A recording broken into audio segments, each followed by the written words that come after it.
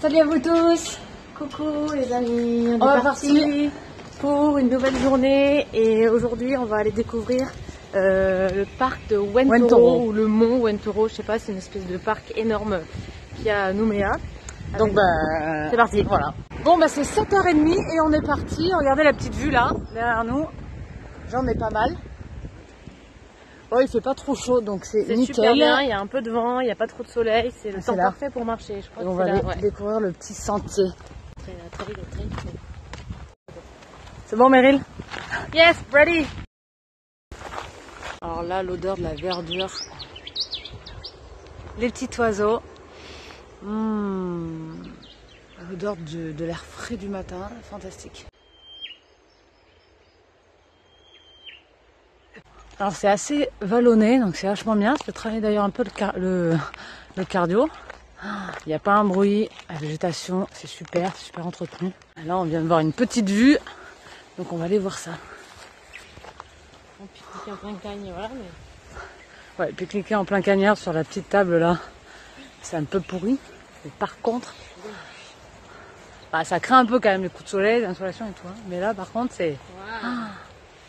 Premier petit point de vue, trop beau. Waouh, c'est juste trop beau. Allez, c'est parti, on continue la découverte. Après tant d'années de travail, on comprend enfin pourquoi on appelle ça la pose de l'arbre.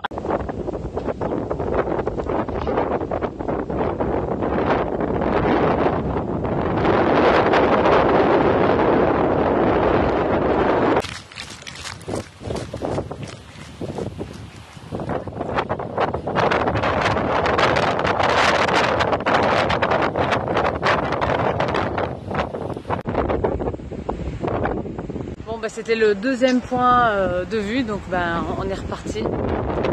Restez. Un petit sentier qui est trop mignon. Voyons voir ce qui nous attend après.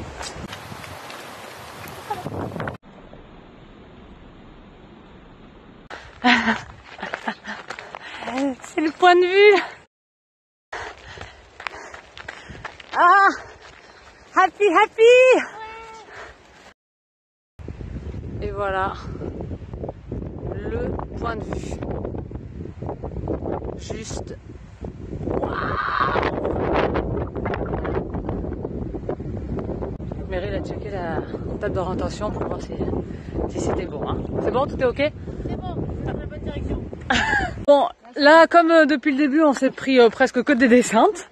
Bon, là, il y a une putain de descente. Hein. Celle-ci, elle est sévère. Genre, elle est sévère dans les pattes, quoi. Et du coup, là, on va devoir se taper toute la montée. Donc, bon, voilà, avec le sourire et puis le soleil. Et moi j'ai des baskets qui glissent.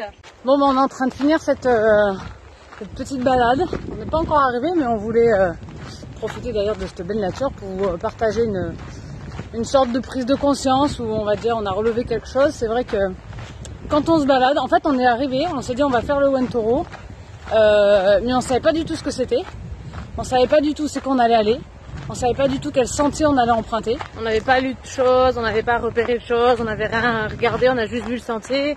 Quelqu'un nous a dit c'est par là et du coup on est allé sans savoir où on allait aller. C'est un peu le principe des voyages d'ailleurs. C'est qu'on ne sait pas exactement où on va aller, où on va sans avoir d'avis, sans avoir de choses en tête, de jugement, de peur, de j'en sais rien quoi.